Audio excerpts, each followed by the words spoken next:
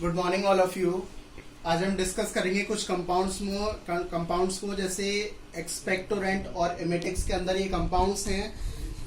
इसके अंदर आपके तीन कंपाउंड्स हैं, ammonium chloride, potassium iodide, antimony potassium tartrate. इसके जो एक्सपेक्टोरेंट और एमेटिक्स है इसके अंदर आपके तीन कंपाउंड्स हैं। जनरल इंट्रोडक्शन हम लास्ट वीडियो में हम डिस्कस कर चुके हैं पहले ही, और इस वीडियो में हम इसके कंपाउंड्स को डिस्कस करेंगे। ठीक है, फर्स्ट कंपाउंड है आपका अमोनियम क्लोराइड। अमोनियम क्लोराइड का जो फॉर्मूला होता है वो NH4Cl होता है और इसका जो मॉलिक्यूलर वेट होता है वो 53.5 ग्राम पर मोल होता है। मेथड ऑफ प्रिपरेशन में क्या है, NH3 और HCl। ठीक है, यहाँ पे NH4Cl मैं थोड़ी सी डिक्टेट कर देता हूँ। It is prepared by interaction of ammonia with hydrochloric acid, the solution is evaporated to dryness। इसमें क्या करना है, जो भी आपके पास अमोनिया गैस है, अमोनिया गैस को जब आप HCl के साथ ट्रीट कराते हैं, HCl के साथ उसको इंटरेक्ट कराते हैं तो आपका अमोनियम क्लोराइड फॉर्म हो जाता है। ठीक है, जो अमोनिया है, अमोनिया को जब आप HCl के साथ इंटरेक्ट कराते हो, उसके साथ रिएक्ट कराते हैं तो आपका अमोनियम क्लोराइड फॉर्म हो जाता है।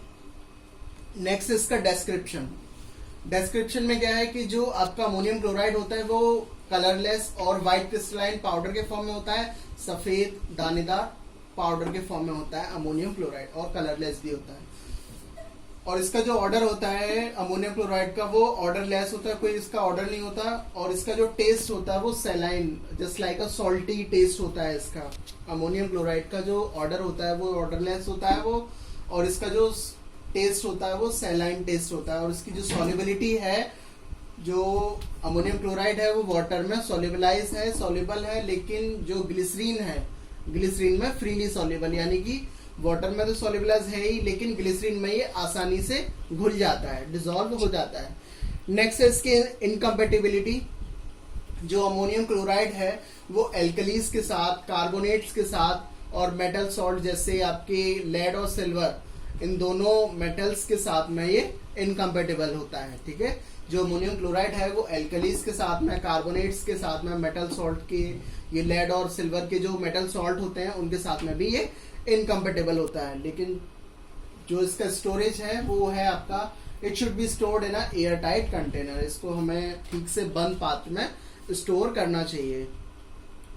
नेक्स्ट है इसके यूजेस। अमोनियम क्लोराइड का जो फर्स्ट यूज तो इसका यही है कि एक्सपेक्टोरेंट की तरह ये वर्क करता है जब हम इसको कम डोज में देते हैं, लो डोज में देते हैं। जब हम इसको लो डोज में एडमिनिस्टर्ड कराते हैं अमोनियम क्लोराइड को तो ये एक्सपेक्टोरेंट की तरह वर्क करता है। ठीक है, और इसको हम यूरिनरी इन्फेक्शन में भी यूज कर सकते हैं।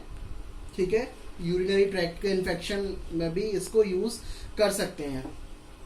और जो अमोनियम क्लोराइड है वो हेयर शैम्पूज में भी यूज कर सकते हैं। तो जो हेयर शैम्पू होते हैं उसमें जो अमोनियम क्लोराइड होता है वो थिकनिंग एजेंट्स की तरह वर्क करता है।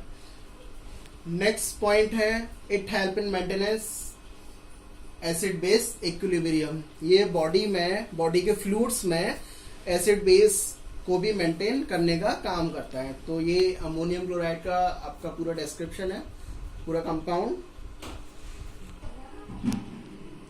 नेक्स्ट कंपाउंड है आपका potassium iodide, that is Ki।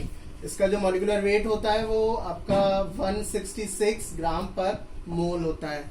Method of preparation क्या है इसकी, potassium iodide is prepared by treating a hot aqua solution of potassium hydroxide with iodine, a mixture of potassium iodide and potassium iodate obtained.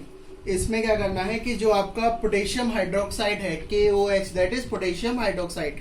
ठीक है, तो potassium hydroxide का aqua solution और iodine, ठीक है, इन दोनों के मिक्सचर को जब हम ट्रीट करते हैं तो हमें पोटेशियम आयोडाइड और पोटेशियम आयोडेट मिलता है। ठीक है, तो इस मिक्सचर को हमें क्या करना है, फर्दर हम इसको चारकोल पाउडर के साथ ट्रीट करेंगे। ठीक है, सबसे पहले हमने क्या किया, जो पोटेशियम हाइड्रोक्साइड है, पोटेशियम हाइड्रोक्साइड को हमने सबसे पहले आयोडीन के साथ ट्रीट किया तो हमें मिक्सचर मिला आपका पोटेशियम आयोडाइड का और पोटेशियम आयोडेट का। ये पोटेशियम आयोडेट है, ये पोटेशियम आयोडाइड है। ठीक है, ये मिक्सचर मिला।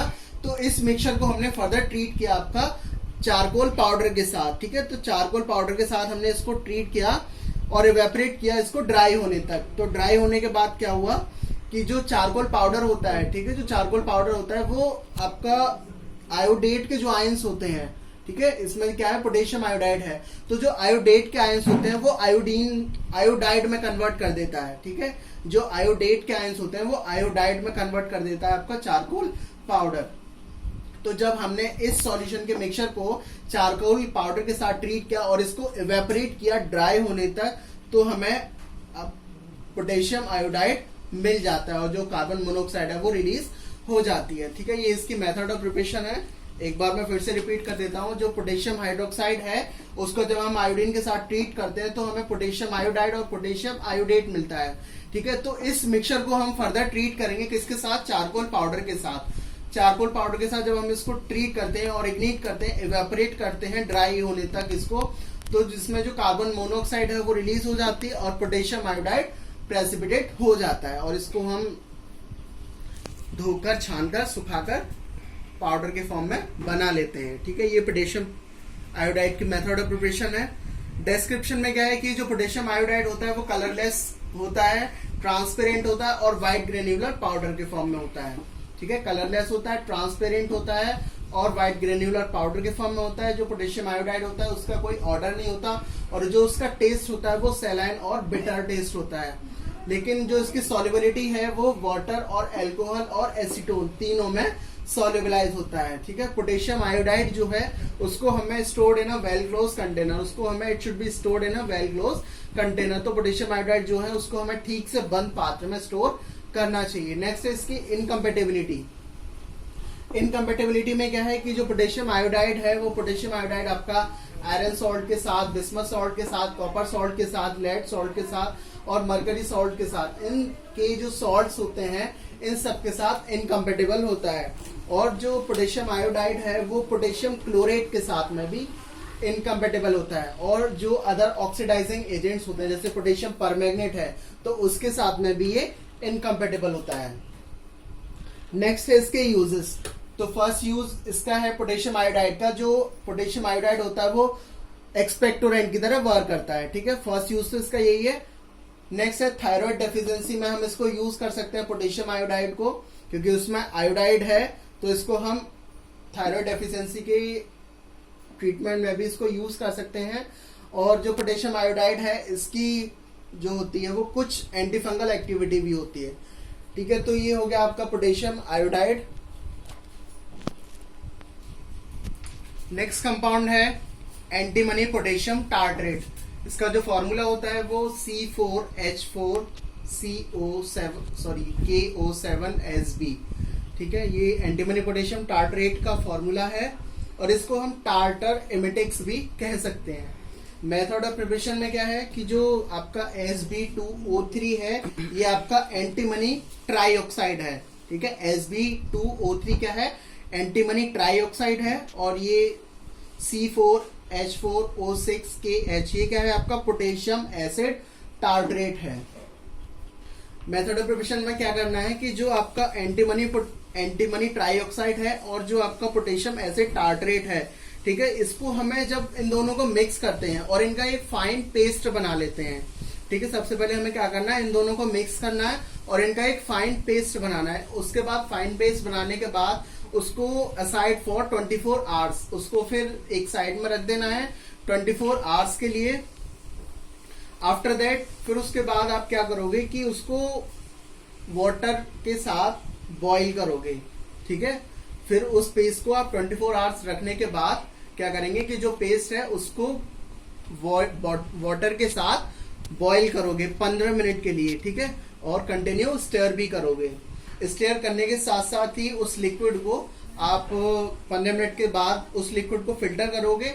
फिल्टर करने के बाद जैसे ही वो ठंडा होगा तो वो ठंडे होने के बाद ही क्रिस्टल के फॉर्म में प्रेसिपिटेट हो जाएगा, ठीक है। ये इसकी मेथड ऑफ प्रिपरेशन है।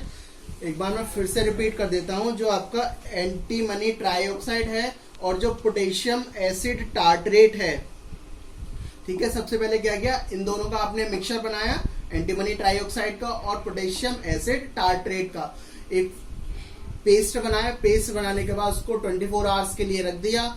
24 आवर्स के बाद आपने क्या किया कि उसको बॉईल किया वाटर के साथ में 15 मिनट तक कंटिन्यू स्टेयर करने के बाद, ठीक है, कंटिन्यू स्टेयर किया उसको वाटर के साथ उसको मिक्स करने के बाद, ठीक है, तो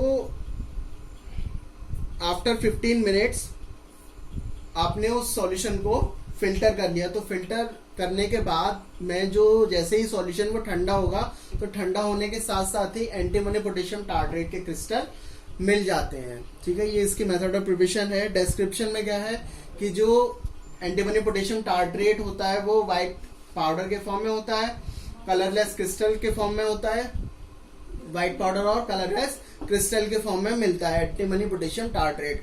ऑर्डरलेस होता है, कोई इसका ऑर्डर नहीं होता, और इसका जो टेस्ट होता है वो स्वीट टेस्ट होता है, मीठा होता है।